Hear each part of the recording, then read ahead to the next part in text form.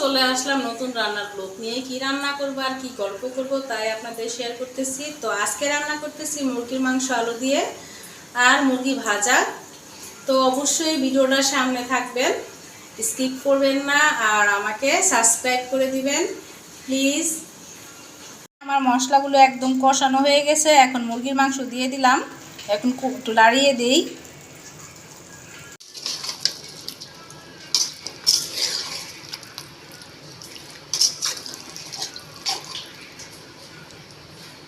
তো এই যে দেখেন আমার মুরগির মাংসগুলো একদম কষানো হয়ে গেছে। এখন সাথে দিয়ে দিলাম আলু।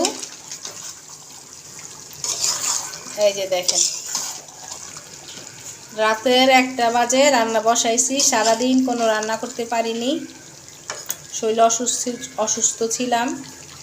পানি দিয়ে দিব, একদম মাখো মাখো হয়ে গেছে। এখন পানি দিয়ে দিব। তো এই যে ঝোল দিয়ে দিলাম।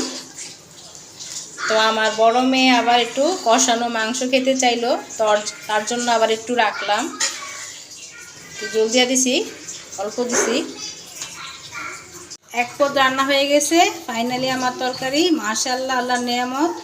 এখন একটু বাকি আছে মুরগি ভাজা, তো দেখতে থাকেন।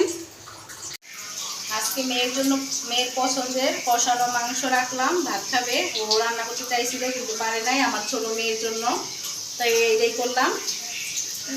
তো দেখতে থাকেন।